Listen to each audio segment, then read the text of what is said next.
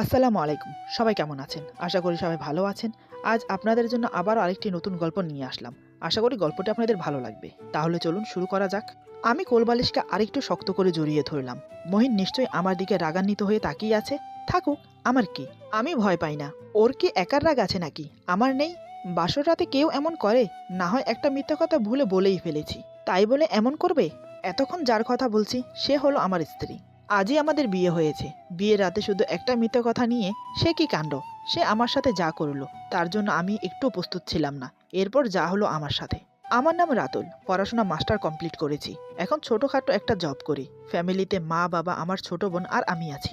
আমাদের ছোট্ট সংসার বেশ সুখেই কাটছে আমাদের দিন। এরই মধ্যে আমার বিয়ে ঠিক হলো। মেয়েটার নাম মহিন, যার সাথে আজকে আমার বিয়ে হলো। আর আজ আমাদের বাসর রাত। বিয়েটা পারিবারিকভাবেই হয়েছে। বিয়ের পূর্বে যে কয়দিন সময় ছিল সেই কয়দিনে মেয়েটাকে অনেকটা পটিয়ে ফেলেছি। আমার অবশ্য মেয়ে পটানোর অভিজ্ঞতা বেশ ভালোই আছে। আগেও দুটোকে পটিয়েছি। সেই সুবাদে কিছুটা অভিজ্ঞতা আছে আমার। মনে মনে খুব আনন্দিত। অনেক সাধনার পর আজ বাসর রাতের স্বাদ পেতে চলেছি। তাই কিন্তু আমি ভাবতে পারিনি বাসর ঘরে আমার জন্য এমন কিছু অপেক্ষা করছে, যা আমি কল্পনাতেও ভাবিনি। আমি তো মনের খুশিতে ধীর পায়ে বাসর ঘরে গমন করলাম। রুমে প্রবেশ করে দরজা লাগিয়ে দিলাম। এক পা করে ওর সামনে গিয়ে বসলাম। ও যখন আমাকে সালাম করে বিছানায় বসলো ততক্ষণ পর্যন্ত সবকিছু ঠিকঠাকই ছিল। কিছু বিষয় নিয়ে ওর সাথে কথা বলছিলাম। হঠাৎ করেই ও বলে ওঠে, তোমার সাথে একটা কথা বলার ছিল। আমি ওর গম্ভীরতা দেখে উভয় দিয়ে বললাম, বলো, সমস্যা নেই। আমি ভেবেছি সাধারণ কোনো ব্যাপার নিয়ে কথা বলবে ও।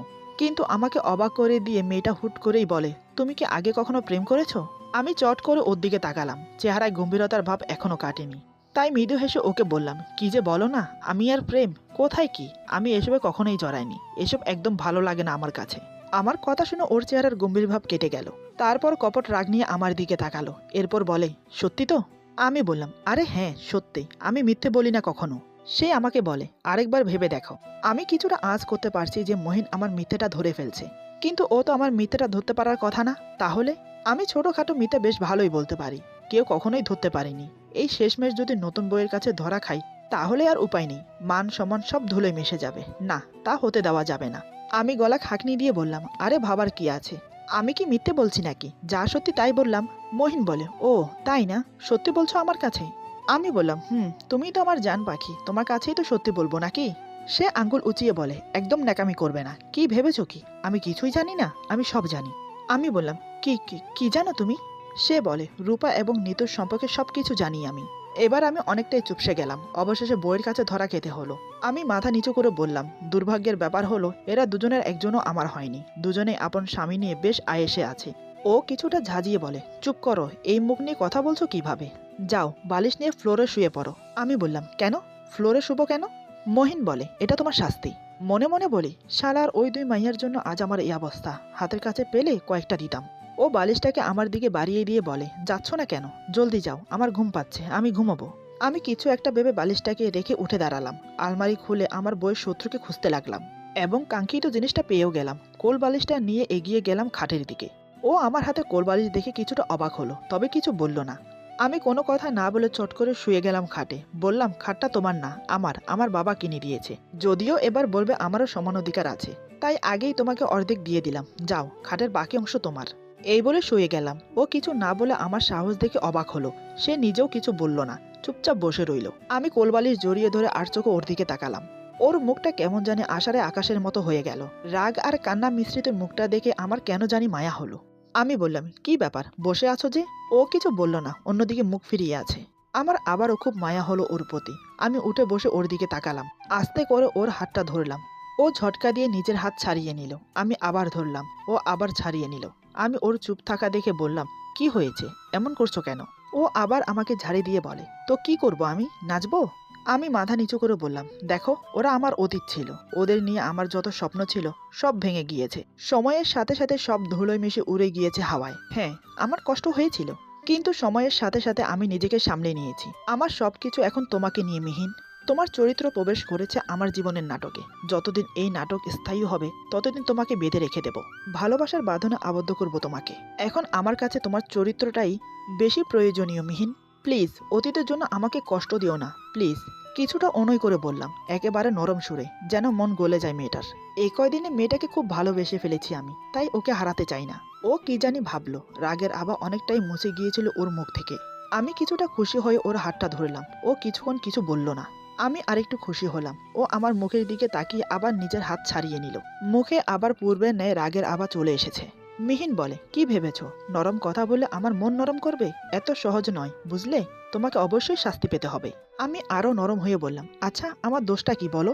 প্রেম করেছি, এটাই আমার দোষ? সে বলে, ওমা, প্রেম তো আমিও করেছি। আমি যদি প্রেম না করতাম তাহলে তোমার প্রেম করাটাও দোষের হতো। তোমার দোষ হলো তুমি মিথ্যে বলেছো আমাকে, এটাই তোমার দোষ। এবার আমি অবাক হয়ে বললাম, এই তুমি প্রেম করেছো? সে বলে, করেছি তো। তুমি করতে পারো, আমি পারি না? আমি বললাম, তুমি আমাকে আগে বলনি কেন? সে বলে, কেন? আগে বললি কি বিয়ে করতে না? আর তাছাড়া তুমিও তো আমাকে আগে বলনি। আমি কিছু বললাম না, কিছু সময় চুপ করে রইলাম। মিহিনও কিছু বলছে না, চুপ করে আছে। আমি আর চোখে তাকে একটু দেখলাম। আমি বললাম, তাহলে হিসেব অনুযায়ী তুমিও আমাকে মিথ্যা বলেছ, আর তাই তোমাকেও শাস্তি পেতে হবে। সে বলে, ও মা, আমি আবার কখন মিথ্যা বললাম? তুমি কি আমাকে কখনো জিজ্ঞেস করেছো নাকি? আমি আটকে গেলাম। আসলে আমি বোকা, বড্ড বোকা আমি। আমি কিছুই বললাম না, চুপ করে রইলাম। মিহিনের দিকে তাকিয়ে দেখি মিহিনও চুপ করে আছে। আমি আবার বললাম, আচ্ছা তোমরা কি প্রতিদিন দেখা করতে, দূরে কোথাও ঘুরতে যেতে? ও হয়তো বুঝতে পেরেছে আমি কি বলতে চাইছি। সে বলে, আরে না, ওর সাথে আমার ফেসবুকে পরিচয় হয়, কখনো সামনাসামনি দেখা হয়নি, শুধু কয়েকটা ছবি দিয়েছে ও আমাকে। আর খুব ভালো গল্প ও কবিতা লিখত সে। আমি রীতিমতো ওর একজন ভালো পাঠিকা ছিলাম। এর থেকেই প্রেম হয়। কিন্তু হঠাৎ একদিন সবকিছু কালো হয়ে গেল। আমাকে না জানিয়ে আমার নীল আকাশটাকে কালো করে কোথায় হারিয়ে গেল শয়তানটা। অনেক খুঁজেছি, ফোনও দিয়েছি, কিন্তু সব জায়গায় আমাকে বলক করে ও। কালো করে দেয় আমার দুনিয়াকে। তুমি যেমনটা ভাবছো তেমন কিছুই হয়নি। আমি বাকরুদ্ধ হয়ে ওর দিকে তাকিয়ে রইলাম। সাদা মুখটা ফ্যাকাশে হয়ে গেছে। চোখগুলো চিকচিক করছে ওর, যেন কয়েক ফোঁটা জল এখনই গাল বেয়ে পড়বে। আমি চট করে ওর হাতটা ধরলাম। খুব শান্তভাবে বললাম, সরি। আমি কয়েক মুহূর্ত ওর হাতের দিকে তাকিয়ে রইলাম। না, ও এবার হাত ছাড়িয়ে নিচ্ছে না। আমার কাছে কেন জানি ভালো লাগলো। আমি ওর দিকে ভালো করে তাকালাম। ও আঙ্গুল দিয়ে চোখের কোণাটা মুছলো। এক ফোঁটা জল যেন পড়তে না পারে তার চেষ্টা। মেয়েটার মুখটা কেন জানি কালো হয়ে আছে। ও ঠোঁটের দিকে চোখ যেতেই দেখলাম গোলাপি ঠোঁটটা কেমন জানি শুকিয়ে আছে।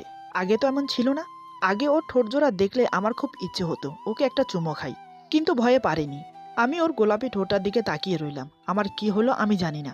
আমি হঠাৎ করে ওর ঠোঁটে একটা চুমো খেলাম। শুকনো ঠোঁটটা ভিজিয়ে দিলাম। ও হয়তো ব্যাপারটা আগেই বুঝেছে, কিন্তু তার আগেই আমি ওকে চুমো দেই। নরম ঠোঁট জোড়ার মিলনে কেমন যেন অতৃপ্ত স্বাদ পেলাম। খুব ইচ্ছে হলো আবার খাই, কিন্তু মহারানী যেভাবে তাকিয়ে আছে যেন আস্ত খেয়ে ফেলবে। আমি ওটাকে অপেক্ষা করে ওর দিকে এমনভাবে তাকালাম যেন কিছুই হয়নি। আমি বললাম, জীবনে অনেক সময় পাবা আমাকে শাস্তি দেওয়ার, যত পারো দিও। আমি মাথা পেতে নেব। অন্তত আজকে আমাদের বাসর রাতে এমন করো না, প্লিজ। শুয়ে পড়ো। এই বলে আমি কোলবালিশটাকে জড়িয়ে ধরে শুয়ে পড়লাম। ও কপট রাগ নিয়ে আবার আমার দিকে তাকিয়ে আছে। আমি বললাম, কি ব্যাপার, ঘুমোবে না? ও কিছু বলল না। কিছুক্ষণ পর হুট করে আমার কোলবালিশ টানতে শুরু করলো। আমি বোকার মতো ওর দিকে তাকিয়ে বললাম, এই এই মিহিন, করছো কি? কোলবালিশ টানছো কেন? ও টানাটানি ছেড়ে রাগী সুরে বলে, তুমি কোলবালিশ নিয়ে শুয়ে আছো কেন? আমি বললাম, তো কি করব, এটাই তো আমার একমাত্র সম্বল। ও বলে, তো আমাকে নিয়ে আসছো কেন? আমি বললাম, তোমাকে তো এনেছিলাম কোলবালিশের পরিবর্তে, কিন্তু তুমি তো আর সেটা হচ্ছ না, তাই কোলবালিশই আমার সম্বল। সে বলে, সরাও এটা, আমি ঘুমোবো। আমি বললাম, ঘুমাও না, পাশেই তো জায়গা আছে। সে বলে, না, আমি ওখানে ঘুমাবো না, তোমার বুকে ঘুমাবো, সরাও এই কোলবালিশ।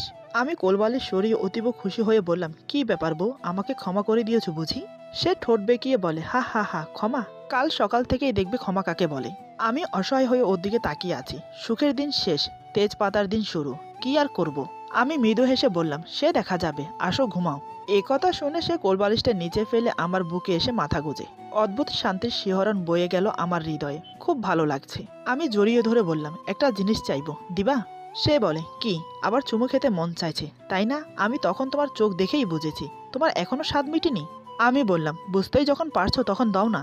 এই কথা শুনে সে আমার বুক থেকে মাথা উঁচিয়ে বলে, পাবে, এক শর্তে। আমি কিছুটা বিব্রত হয়ে বললাম, আবার কিসের শর্ত? সে বলে, তোমাকে শপথ করতে হবে। আমি বললাম, কিসের জন্য? সে বলে, কিছুক্ষণ পরেই টের পাবে। কি, প্রস্তুত? আমি কিছুটা অপ্রস্তুত হয়ে বললাম, প্রস্তুত। সে বলে, বলো আমি। আমি বললাম, বলো আমি। মিহি বলে, রাতুল, একদম ফাজলামো করবে না। আমি মুচকি হেসে বললাম, আচ্ছা ঠিক আছে। মিহি বলে, বলো আমি। আমি বললাম, আমি। মিহি বলে, আমার বউ থাকতেই। আমি বললাম আমার বউ থাকতে। মিহিন বলে অন্য কোনো মেয়ের দিকে খারাপ নজরে। আমি বললাম এই ছি ছি ছি, আমি এত খারাপ না। মিহিন বলে সেটা আমি ভালো করেই জানি, এখন যা বলতে বলছি বলো। আমি বললাম আচ্ছা কি জানি বলছিলে। মিহিন বলে অন্য কোনো মেয়ের দিকে খারাপ নজরে তাকাবো না।